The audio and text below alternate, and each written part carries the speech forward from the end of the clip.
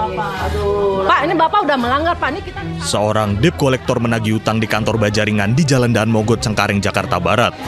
Pelaku bertindak ala jagoan, mengamuk dalam areal kantor. Saat dihalangi seorang karyawan, emosi pelaku meledak.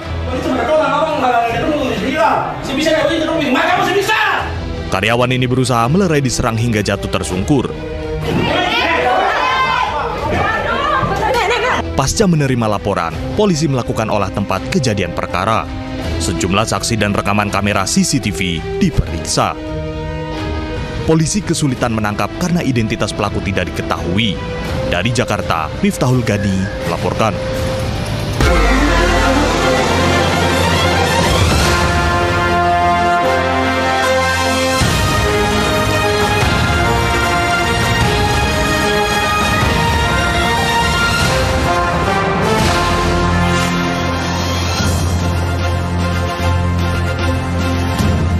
Halo pemirsa, selamat siang. Saya Dian Mirza. Inilah seputar iNews siang.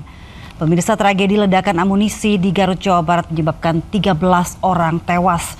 Ledakan terjadi saat pemusnahan amunisi kadaluarsa. Pemusnahan detonator tiba-tiba terjadi ledakan.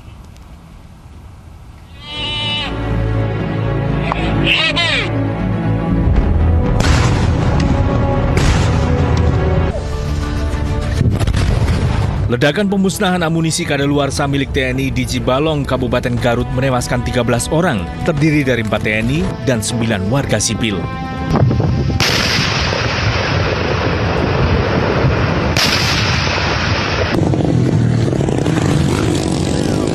Dari rekaman video amatir yang beredar di media sosial, usai ledakan pertama, warga berhamburan menuju ke lokasi ledakan, diduga hendak mengumpulkan serpihan yang bernilai jual. Peledakan amunisi dilakukan di 2 lubang. Usai tim menyatakan kondisi aman setelah pemeriksaan. Detonator yang selesai digunakan juga akan dimusnahkan dengan dimasukkan dalam lubang. Tiba-tiba terjadi ledakan. Saat tim penyusun munisi menyusun detonator di dalam lubang tersebut, secara tiba-tiba terjadi ledakan dari dalam lubang yang mengakibatkan 13 orang meninggal dunia.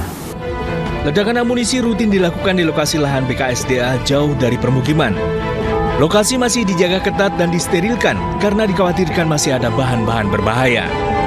Penyebab kejadian masih dalam penyelidikan termasuk terkait adanya korban masyarakat sipil. Dari Garut, Jawa Barat, I.I. Solihin, iNews melaporkan.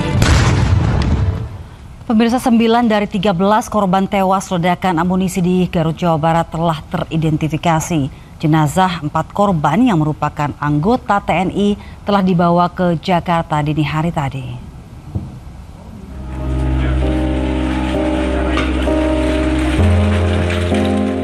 Empat jenazah anggota TNI korban ledakan amunisi di Garut, Jawa Barat diberangkatkan dari RSUD Pamempek Garut ke Jakarta dini hari tadi. Keempat korban anggota TNI yaitu Kolonel CPL Antonius Hermawan, Mayor CPL Anda Rohanda, Kopda Eri Priambodo dan Pratu Aprio. Keempatnya bertugas di gudang pusat amunisi di Pusat Peralatan TNI AD Garut. Sementara itu hingga siang ini dari 9 korban warga sipil, 5 diantaranya telah teridentifikasi. Sejak semalam keluarga korban terus berdatangan ke RSUD Pamengpek, termasuk keluarga 2 kakak beradik yang tewas dalam ledakan. Saudara atau siapa? Itu kakak beradik, iya sama Anwar. Dua-duanya? Iya. Kakak beradik. Tim Dokes Polda Jawa Barat masih mengidentifikasi 4 korban. Keluarga diminta untuk menyerahkan data-data pribadi korban untuk proses identifikasi. Barang-barang pribadi, kemudian ijazah yang ada sidik jari, sama foto-foto semasa hidup. Dari Garut, Jawa Barat, I.I. Solihin, iNews melaporkan. Duka menyelimuti keluarga saat jenazah Kolonel CPL Antonius Hermawan, 1 dari 4 anggota TNI yang tewas akibat ledakan amunisi, tiba di rumah duka di perumahan Seruni Hills, Bekasi. Siang ini jenazah akan diterbangkan dan dimakamkan ke Sleman, Yogyakarta. Keluarga, kerabat, dan anggota TNI sejak pagi datang untuk memberikan penghormatan terakhir. sebelum diberangkatkan menuju Yogyakarta dari Bandara Halim Perdana Kusuma. Digelar ibadah misa arwah untuk mendoakan jenazah dan dilanjutkan dengan upacara persemayaman militer. Sebelum menjabat sebagai Kepala Gudang Amunisi 3 Pusat Peralatan Angkatan Darat, Kolonel CPL Antonius Hermawan menempati berbagai posisi strategis.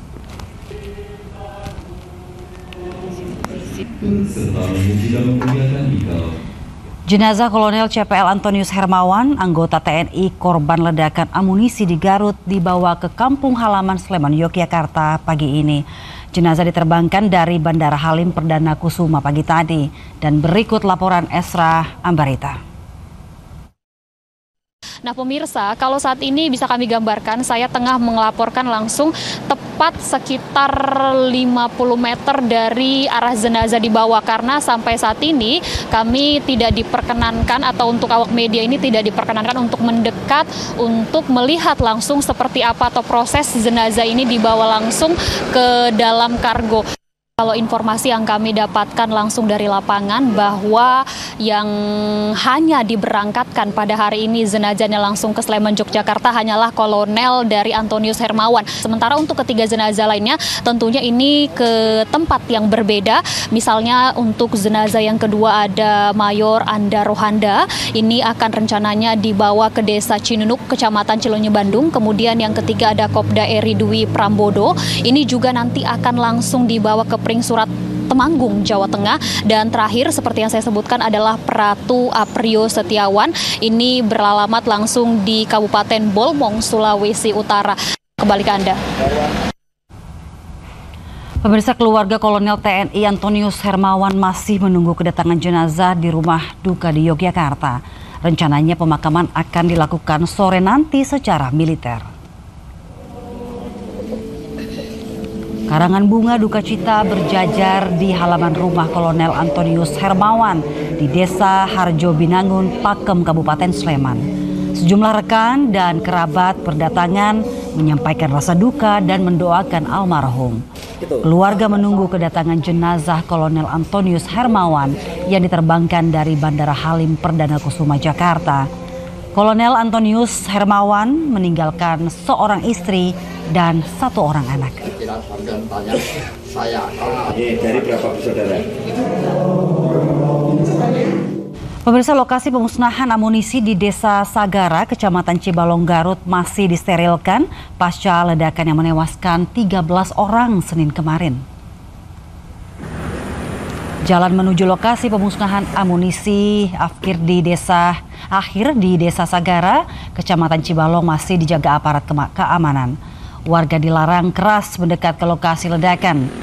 Dari keterangan camat setempat, lokasi pemusnahan amunisi ini berada di dekat pantai cukup jauh dari permukiman. Jaraknya sekitar 8 km dari kantor camat. Setiap kali ada rencana pemusnahan amunisi, TNI AD juga selalu berkoordinasi dengan kecamatan setempat. Pemusnahan amunisi juga rutin dilakukan di lahan milik BKSDA ini. Warga juga kerap datang untuk mencari serpihan selongsong amunisi untuk dijual kembali. Komisi 1 DPR meminta penyelidikan menyeluruh oleh TNI atas kasus ledakan yang menewaskan 13 orang tersebut. Nah, kita tetap mendorong untuk investigasi dilaksanakan secara detail, secara intens ya. Setiap tahapan, setiap personil yang terlibat itu keterangannya didalami dan juga disampaikan secara berkala ke masyarakat melalui media.